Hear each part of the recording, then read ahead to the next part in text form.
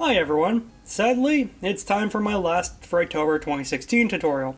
It's been a fun month, and while I definitely don't want to make my channel all about do what I do videos, I've had a blast with these, and hopefully you all have too. To finish the month off, I'll be going into how you can recreate the Sanity effect from Dead Space 2.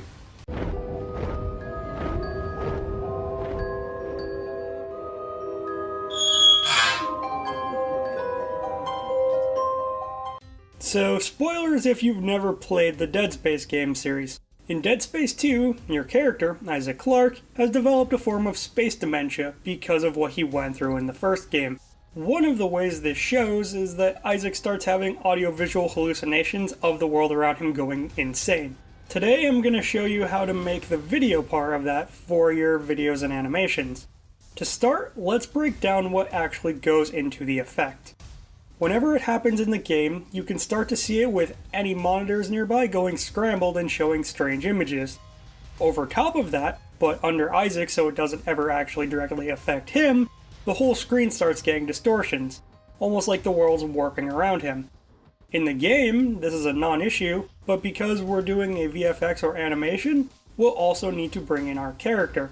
We'll want them to be separate from our background footage if we can, so we can give it all some depth. It's not in every scene, but for the next layer of the effect, you'll sometimes see weird black lines popping up all over the screen. This is Isaac hallucinating the alien language in the series over everything. And for the very last part of the whole thing, we'll go into how you can also add the pulsing orange color that shows up over the whole screen. We'll start with the monitors. So when Isaac's going through his hallucinations, anytime there are monitors, they start flickering and showing creepy images. For that, we'll first need our creepy footage. This can be whatever you want. Fortunately, for me and anyone who's followed along this Frightober, we already have 3 pieces of footage ready to pick from. I'll be using my night vision tutorials footage, but in general you'll want to bring whatever you're using into its own comp. Above the footage in that comp, we'll need the static effect that happens when the monitors are going wrong. To start it, let's make a new solid layer, either up in the layer menu or right-clicking in the timeline and going to the new menu. In either of those, you'll want to click solid. Alternatively, you can also type Command or Control Y. It can be set to any color you want because it really won't matter in a second. Our next step is going up under the noise and grain menu, under the effects, and adding turbulent noise. This is an amazingly versatile effect built into AE, which lets you do a ton of different things. I'm actually planning a future video going into all those things because it really does deserve its own video, but for this effect, we'll keep it basic. First, we'll unroll the transform settings in our effect controls. Above the scale control, uncheck the box for uniform scaling. This will break the scale down so you can change the width and height independently.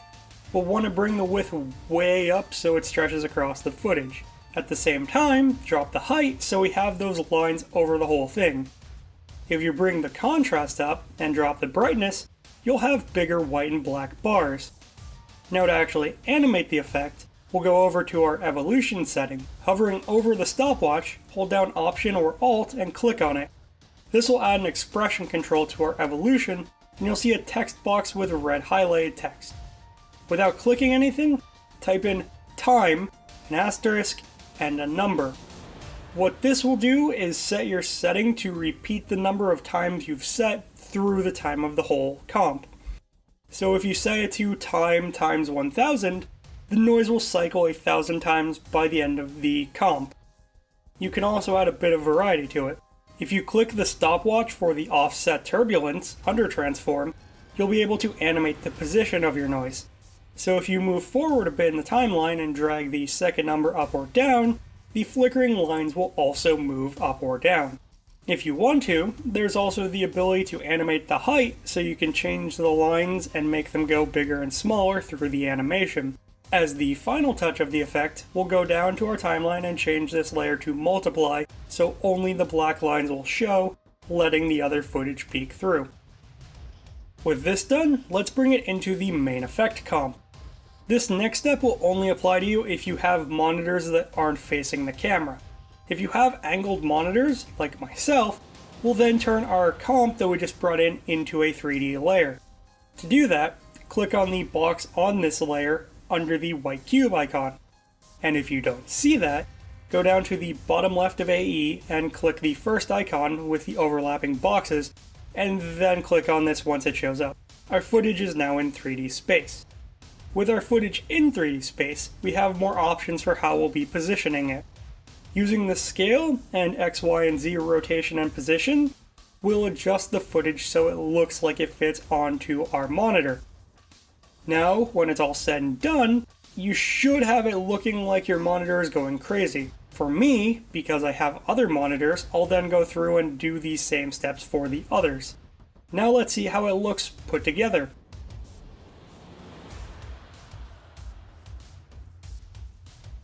Cool. This, in itself, is already one effect you can take from this tutorial and use elsewhere. But let's add more to it by making it look like the world itself is reacting to whatever's making the screens go haywire. This is a quick one. To do it, either on a new adjustment layer or in the effect itself, we'll need to head up to the effects and under our distort effects, add the spherize to our layer. Spherize is a quick effect to understand made of two parts. The first is the radius.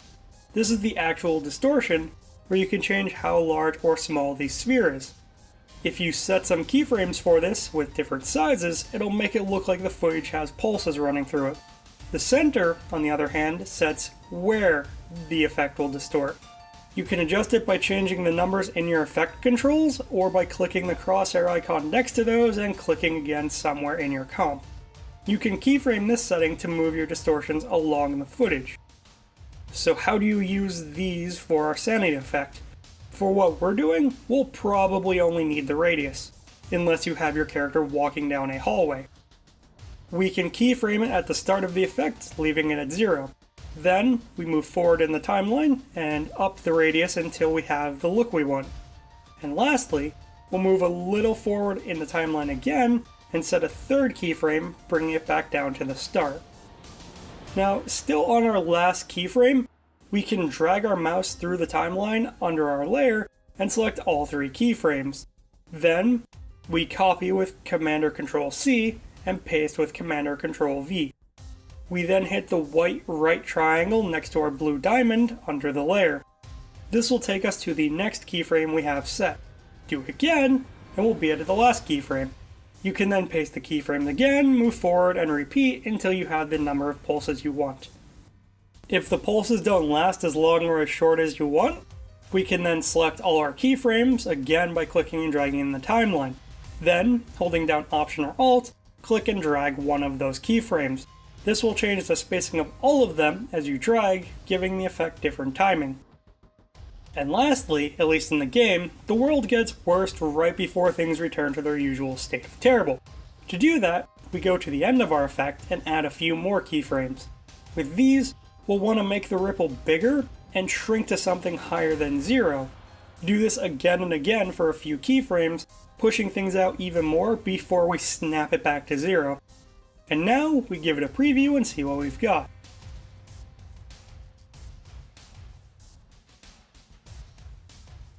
Things are looking even weirder, but there are still a few things missing, like our character, or my character anyway, which I've made in Poser. So I'll bring him in now and have him walk down the hallway, or on a green screen box over my hallway. If you're using a real footage you've caught with a camera instead, you might have to mask around the character as they move.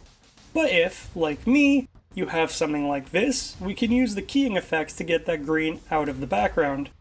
If you don't know how to do this, I'll have a card here linking to a tutorial I did on just that. Almost at the end now. We've now got our character walking through a world that really doesn't like them being there. Next up we have the alien language of the marker. Isaac sees this all over the ships he's going through, leaving him awful messages. But what you might not recognize if you're playing the games on lower resolution is that when Isaac's going through his sanity effect, the black lines you see all around him are the same language. We can fake that here. First, we'll need the font. Conveniently, DeviantArt user Nick Polyarush has us covered. I've added a link in the description where you can go and download the font file used for this. Once you have it installed, type up your message and set the font family to the Dead Space font.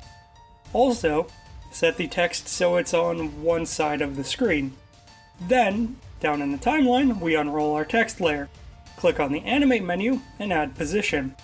Under the Animator 1 menu that shows up, we'll change our position to drag the text almost off the screen on the other side. Then, we keyframe the start, move to the end of the animation, and set it to 100%. Our text will now move across the screen. If you've watched my After Effects text video, or just know how to use text animators, we can add other effects on top of that. I'll be adding scale and character offset animations to the layer, doing the same thing I just did, but for those properties. We can then duplicate our text layer and drag it down so it's lower or higher than the first. If you switch the positions so it starts and ends on the opposite sides, it'll add more variation to the whole thing. We can duplicate it as many times as we want and add as many other animation properties as we want too. For even more depth to the whole thing, you can make more duplicates and drag some of them under the character layer. This will make it so your character is over some of the text and under other lines, as though the alien language is wrapping around your character. And for the last part of our effect, we have the orange color that covers everything. Personally, I always kind of thought that this hurts the scariness of the effect by telegraphing anytime things aren't real, but it looks cool, so we'll go into it. To do this, we'll need to color grade our effect first. It's typically a good idea to put this on a separate adjustment layer on the top of all of your other layers. This will let it affect everything in the comp. For the first part of this, we'll make the orange color. Remember the solid composite effect I went over in last week's how-to on night vision? If not, I explained this there. But we'll need to head up to the effects menu and under channel, find solid composite. We'll then change the color to the orange we want. Just like with our night vision effect, light tends to get blown out when Isaac's losing it. To pull that off, we'll also change it from normal blending mode to luminosity. If you want to push the contrast up a bit, you can also add some curves and brightness and contrast effects to the adjustment layer and change those settings. Or you might like how it looks just with the orange color. Either way, when the effect is going, it fades in and out over the scene. To do this, all we need to do is set keyframes at the very start and end of the effect. The first and last keyframes will be set to 0, while the second and third are set to 100. Also, like we did to the Sphere Eyes effect, we can make a bunch of fast animations at the end. This will get the flickering look the effect has when it sometimes fades out. Though I will say to be careful on how fast you do it, because epilepsy is a thing. Now let's see how it all looks put together.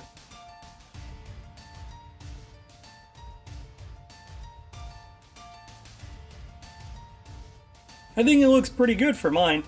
One thing I would love is if you sent me a message or commented below with links to the projects you make with these tutorials. And that was, step by step, how to recreate the Dead Space 2 Sanity effect in your projects. I'll also be linking a zip file down in the description where you can get all the assets I made for my animation so you can compare. I hope everyone's learned something and had fun doing it. If you have any questions, thoughts, or other feedback, you can let me know with a comment below or with a message to @ET_studios on Twitter. And I'm planning to be back here every Friday, so be sure to subscribe for more awesome content. Have a great day and a happy Samhain, everyone.